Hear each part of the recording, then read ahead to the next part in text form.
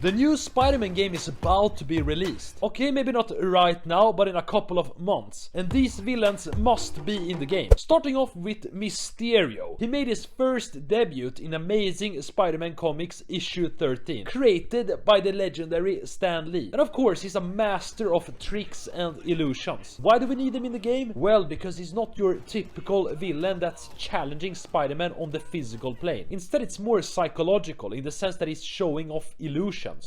Literally, the guy's warping Spider-Man's reality. He made Spider-Man believe that he was extremely small in one of the comics. He even had a giant version of himself, making Spider-Man believe that he was the size of an ant. But exactly why do we need him in the game? Well, because we've already had like 50 extremely strong villains. Doc Ock, Rhino, Scorpion, Vulture, Electro, and so on. Plus, we're getting Kraven and Venom in this game. So having a different type of villain is necessary to make things fresh. Imagine having a mission where you have to rely on your spider sense to navigate the mission. Maybe even connect things to the comics. There's one issue where he makes Spider-Man think that Aunt May's died, and then he infects him with a gas that suppresses his powers, combined with making him hallucinate that he's drowning.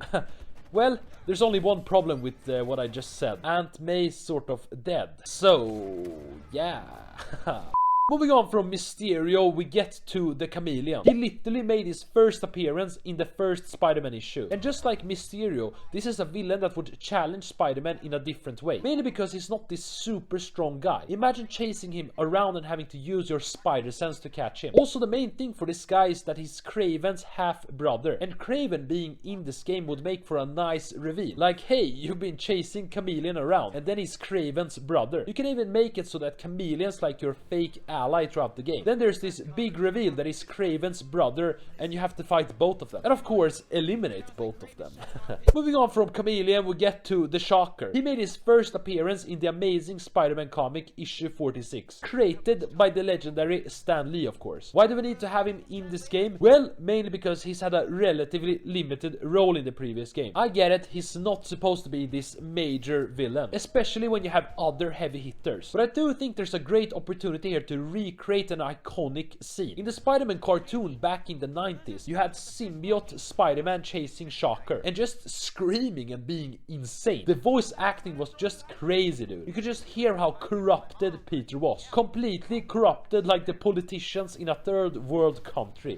Anyway, having Peter chasing this lower tier villain and trying to completely eliminate him like he's the Green Goblin or something would just showcase how much the symbiote has corrupted him. Moving on from the Shocker, we get to the Sandman. Clint Marco, William Baker, making his first appearance in Spider-Man issue 4. Of course, created by Stan Lee. Why do we need this man? Well, because I'm just thinking of the possibilities of different sand things we can see.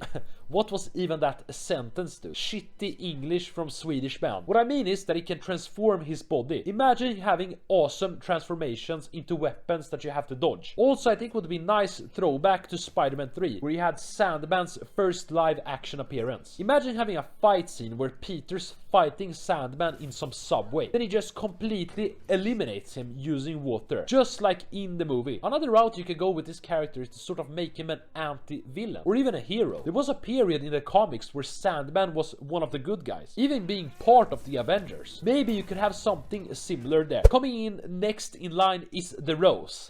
Now you're saying, who the hell is Rose? He made his first appearance in issue 253, and he's sort of a minor villain like Tombstone. He's not this super strong Bruce guy that's going to challenge Spider-Man physically. Instead, he hires muscles and villains to fight for him. You can see him as a tier below the Kingpin in terms of being a crime lord. And what's awesome about his character is that his real identity is Kingpin's son. So you already have a nice motive for why the Rose would hate Spider-Man, because, you know, he sort of locked up his father. You could have Rose hire some villains to help him defeat Spider-Man. Villains like Taskmaster, Tombstone,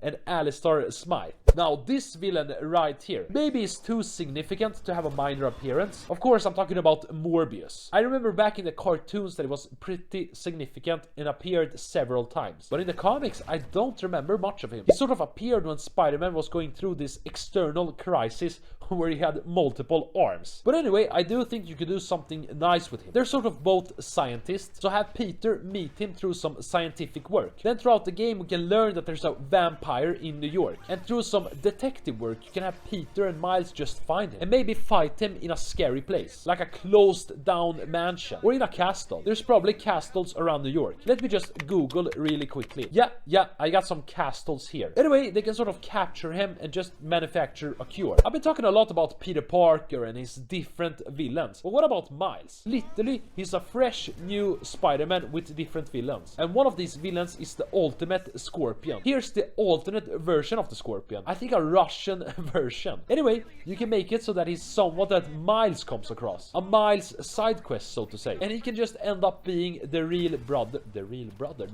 of the real Scorpion. Have Miles do some detective work and just capture a different version of the Scorpion, probably a less dangerous version, so to say, or maybe you can just have the normal Scorpion. Anyway, moving on from this weird Scorpion guy, we move on to Brock Rumlow, or the ultimate crossbones guy. This guy right here, I'm 100% sure that you've never heard about him.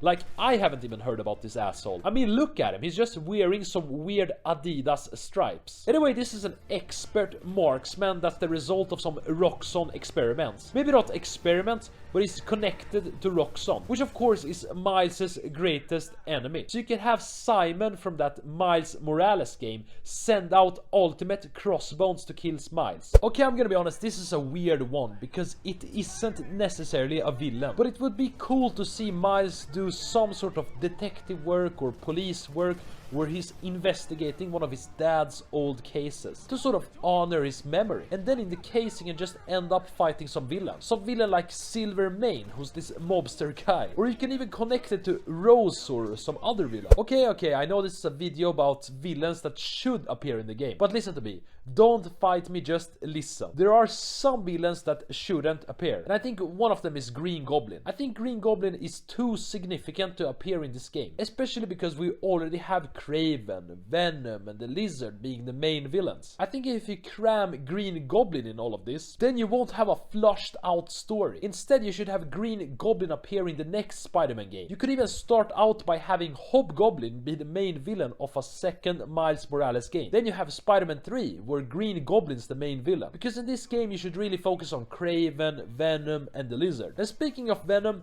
I have a hunch that Venom's going to be Kraven. Hopefully it's not just an empty suit. That would just be a bit boring. But I do think it's going to be Kraven. Spider-Man's going to defeat him, and then he just hates Spider-Man. Boom! Combine it with the symbiote and you have a good character. Also, don't show me Rhino. We've had him in 2 games right now. Enough is enough. You just run around on top of him and like, I don't know, throw debris on him and just run through buildings. It's really boring. We've had it already. Please don't show me Rhino, man. Don't show me Russian guy. Anyway, I think that's it, to be honest.